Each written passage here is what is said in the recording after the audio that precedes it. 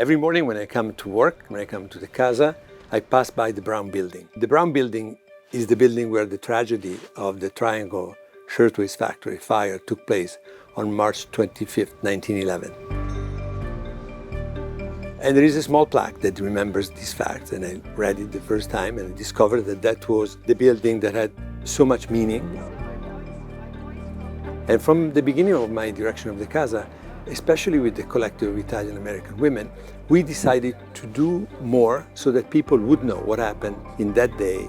We have done events with historians and other experts. Anytime that there is an Italian politician, we offer to take him or her to see the site of this tragedy. And when the coalition started the works for the monument, of course we wanted to be part of that and help understand what is behind this beautiful monument that is going to be unveiled. Abraham Bidowitz, 30 years old. Annie Nicholas, 18.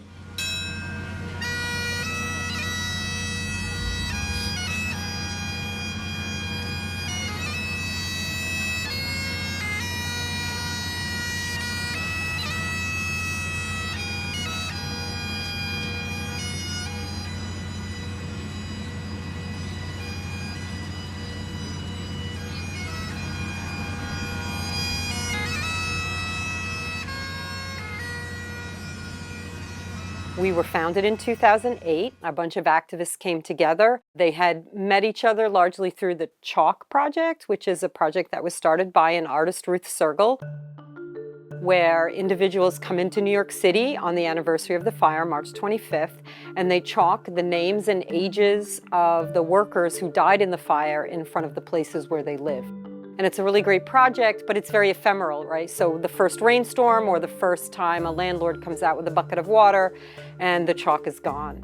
We also wanted something to tell people the story of the fire, even when no one was chalking, and even when there wasn't an event in front of the building on March 25th. So we met repeatedly with the owners of the building, and that's New York University. And eventually they said, okay. We signed an historic agreement that allowed us to hold a design competition, and the first place winner was the design team of Richard Joon and Uri Wegman, and their design Reframing the Sky is beautiful, and we think it's going to be terrific up there on the building.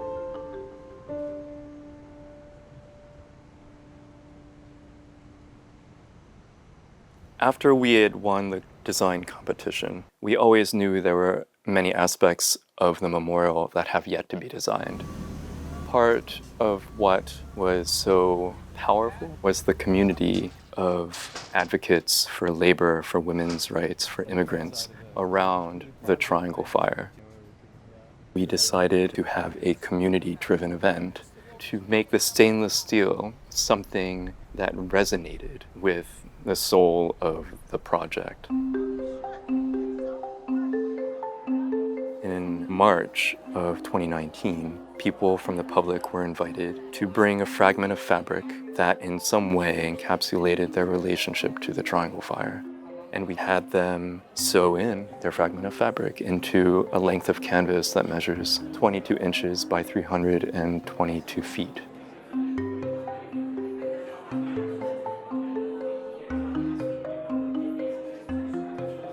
Then all 300 some feet of this was scanned and transferred to the stainless steel. And it was an incredible experience for everybody. It mirrored the process of the garment workers and the community that contributed in the fabrication of the memorial were empowered. I think there's a lesson there. Engaging people is more important than form.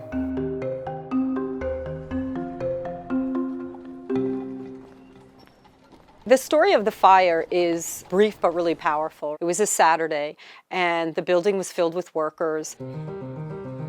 One of them must have been smoking a cigarette, and an ash fell into a bin of cloth. The fire just burst into life.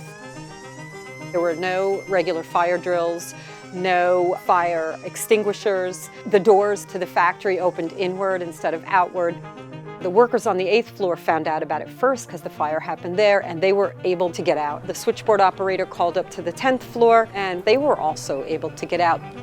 Workers on the 9th floor didn't find out until a few minutes later, and by that time, for many of them, it was too late. They rushed to the doors, but they opened inwards, so you had to do what every fiber of your being told you not to do, which is go back into the heat so that you could open the doors to get out. And there was a barrel of oil in front of one of the exits, and when that burst into flames, that exit was no longer usable.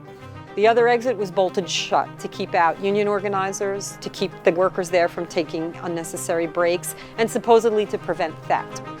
Workers then turned to the windows, and to their horror, I'm sure, they realized that they couldn't be saved by the firemen because the ladders only went up to the 6th floor.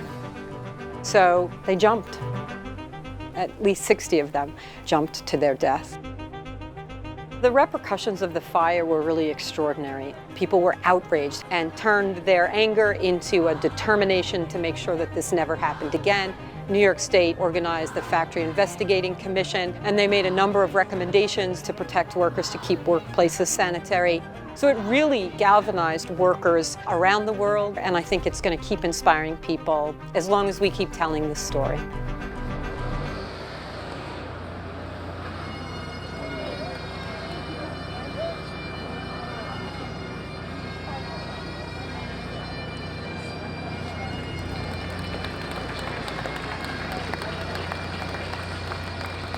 Together, we built this memorial. We have brought the names and ages of immigrant workers, most of them women, all of them robbed of a long and full life, into the light where they belong, where they will never be forgotten. By honoring the Triangle workers with this memorial, we are making a statement about the dignity and humanity of every worker, past and present.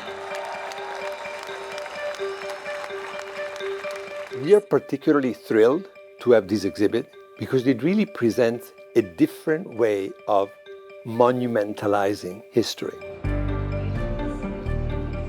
It is not a monument to one great person.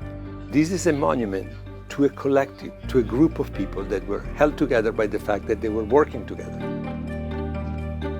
And the fact that the designers and architects that conceived this project wanted the monument to be produced not by one person, but by a collective of people that put together the memory, sewn them together. I find that idea particularly brilliant. It's a collective effort of memory that remembers the collective sacrifice of these workers. I think it's important to memorialize the Triangle workers because Triangle fires are still happening. Maybe not in Greenwich Village, but certainly in Bangladesh, in the garment industry in California. And I think that what we want the Triangle Memorial to do is to inspire those people. I get emotional talking about this. Is to inspire people. We see the memorial as, yes, it's a piece of art. Yes, it remembers something that happened over 100 years ago, but we also want it to speak to now. We imagine this memorial will be an organizing and a teaching aid to inspire future generations of activists to organize and to make the world into a better place where working people have dignity and rights and safety.